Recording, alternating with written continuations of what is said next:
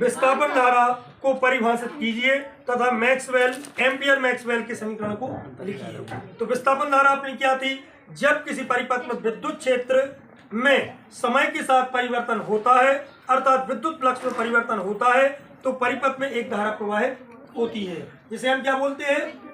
विस्थापन धारा बोलते हैं। सीधी बात है, विद्युत फ्लक्स में परिवर्तन से उत्पन्न हुई धारा को हम क्या बोलते हैं? विस्थापन धारा। याद हो गया? ठीक है। विद्युत फ्लक्स में परिवर्तन के कारण जो धारा उत्पन्न होती है उसे हम क्या बोलते हैं? विस्थापन धारा बोलती है। ये अपन को पता है कि जब हम चुंबकीय फ्लक्स और विद्युत फ्लक्स में परिवर्तन करते हैं तो विद्युत धारा कैसे उत्पन्न होती है, ये अपन पढ़ चुके हैं। ठीक है। अब इसके बाद में विस्थापन धारा के लिए व्यंजक करना है, तो उसके लिए हमने क्या लिया? संधारित्र लिए। संधारित्र को हमने क्या किया? आवेशित किया। तो टी समय में क्यू आवेश प्लेटों पर क्या हो गए? उत्पन्न हो गए। तब विद्युत क्षेत्र उत्पन्न हो जाता है। जैसे ही आप संधारित्र को क्या करोगे? आवेशित करोगे। ठीक है। तो उसमें क्या आ जाएंगे? आवेश उत्पन्न हो जाएंगे और एक विद्युत क्षेत्र उत्पन्न हो जाएगा। इसके लिए विद्युत क्षेत्र का सूत्र, चूंकि हम जानते हैं विद्युत क्षेत्र ई बराबर क्या होता है? ई बराबर होता है, क्या होता है? Sigma upon epsilon 0। और पृष्ठीय आवेश घनत्व से हम क्या जानते हैं? सिग्मा इज इक्वल टू क्या होता है? क्यू अपॉन एस, मतलब ए। ठीक है, ये हम जानते हैं। हम यहाँ पे क्या करेंगे? सिग्मा की वैल्यू पुट कर देंगे।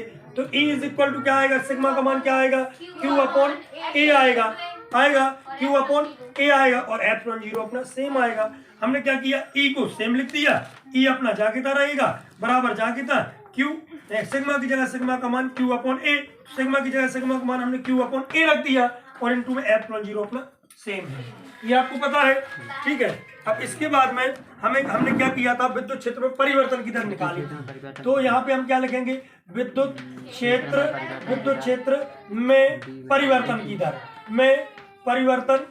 दर, विद्युत क्षेत्र में परिवर्तन की दर बराबर क्या होगा? विद्युत क्षेत्र में परिवर्तन की दर बराबर DE upon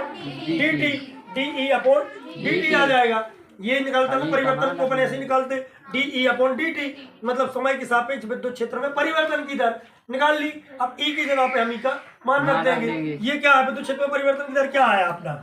DE upon DT आया बराबर अपना जाकेता E की वैल्यू, E के स्थान पे E की वैल्यू क्या आई? Q अपॉन एप्सिलॉन 0 आ गई। ये अपन ने मान रख दिया। अपन ने D अपॉन DT सेम लिखा रहने दिया, D अपॉन DT अपना सेम रहेगा, D अपॉन DT अपना सेम रहेगा। E के स्थान पे E का मान रख दिया, हमने रख दिया।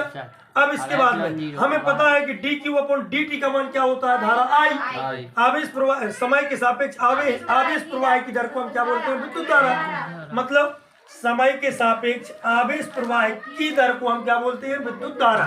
तो हमें DQ अपॉन DT चाहिए, तो इसको हम बाहर निकाल लेंगे। तो यहाँ पे क्या आएगा? DE upon DT is equal to, यहाँ पे इसका मान हम क्या रख देंगे? सॉरी, इसको हम बाहर निकाल लेंगे, 1 अपॉन ए इंटू एप्सिलॉन 0। यहाँ पे क्या आएगा?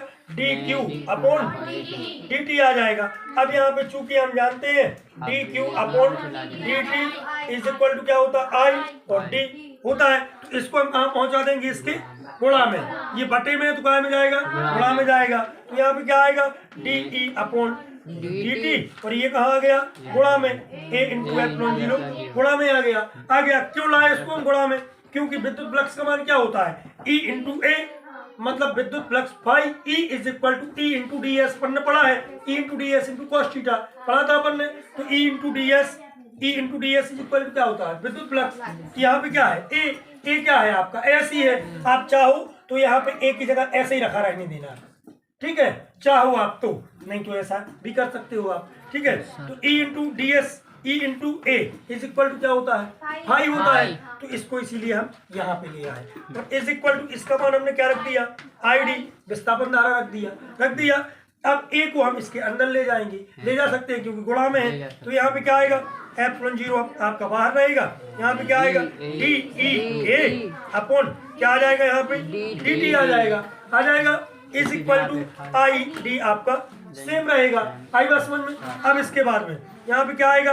एप्सिलॉन 0, इसके स्थान पे इसका मान क्या होता है?